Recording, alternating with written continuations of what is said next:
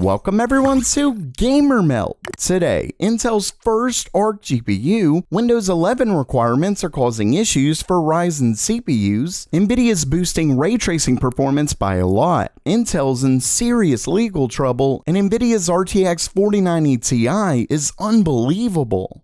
Okay, it's news time, and first up for today, a new benchmark for one of Intel's first ARC discrete GPUs has been spotted by Tom Apisak. Now, it's a productivity test, so it's definitely not a metric for GPU performance, but it does give us some information. As you can see, it's called the ARC A370M, which confirms the naming scheme leaked a little while back. Of course, given it comes with an M designation, we know it's a mobile part, not to mention that it's a notebook with a 12800H CPU. As for specs, according to video cards, it's an entry-level part at 128 EUs and comes with 4GB of GDDR6 at 14 gigabits per second across a 64-bit bus. Obviously, that's not too impressive, but it's clear that Intel is set to launch their new mobile GPUs fairly soon. Hopefully, their desktop parts come soon though, as Nvidia's next gen is looking incredible. But before I get to that, this right here is a debit card, and you can actually use it to build credit. No, you didn't stumble into a parallel world. You've just found one of the best ways to build credit with this video's sponsor, Extra. The new way to work on your credit score without all the problems. And it's so easy. Just connect your Extra card to your bank account. You then get a spending limit based on your real-time balance. And when you use your Extra debit card, they take the money out the next business day. Then at the end of the month, Extra sends it to credit bureaus. This is great because it means you can't overspend. And you won't have a huge bill at the end of the month because you're paying it off as you go. Plus, it doesn't require a credit check. Oh, and you get 1% in points for everyday purchases. So pick up the Extra debit card and build your credit score by visiting the link in the description below. Next up for today, it looks like the TPM requirements in Windows 11 is causing some issues with Ryzen CPUs. According to a pretty long thread on the Linus Tech Tips forums and Reddit, some Ryzen owners are having issues with stuttering when they turn FTPM on in the BIOS. The problem is that TPM is required to install Windows 11. Here's what it looks like in a video posted by one user a couple weeks back. That video received over 9,000 views with quite a few comments claiming to be experiencing the same thing. The problem doesn't seem to happen often, but it seems to be specifically caused by the BIOS TPM, because getting a discrete TPM module or turning it off and making sure it doesn't turn back on seems to fix it. Unfortunately, there doesn't seem to be any known plans to fix this, but it could be that enough people just aren't noticing it. Hopefully something is addressed soon.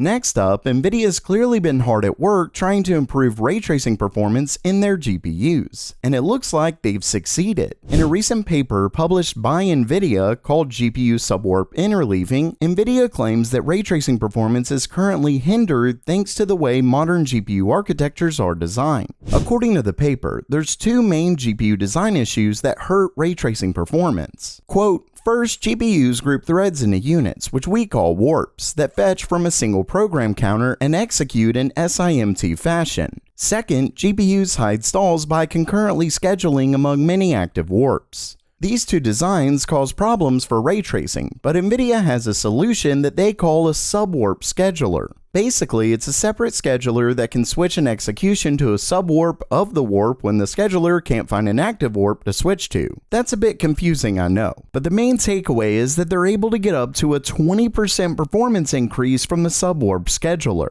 Unfortunately, it requires some tweaks to the architecture itself, which means this won't be coming in a software update, but it's still something to look forward to in future GPUs.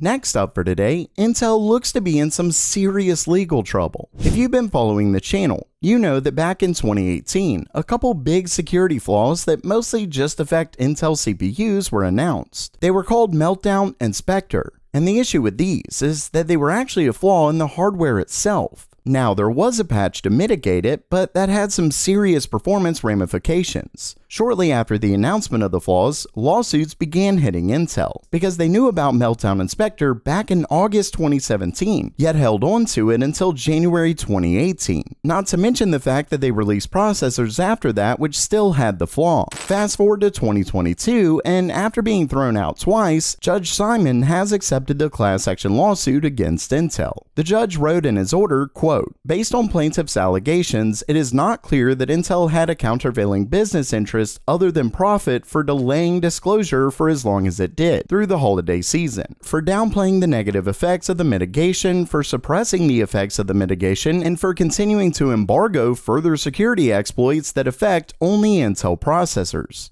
The judge is only accepting orders purchased after September 1st, but the case will move on. As Tom's Hardware mentions, Intel may try to settle the case before it goes to trial, but either way, things aren't looking good for the company.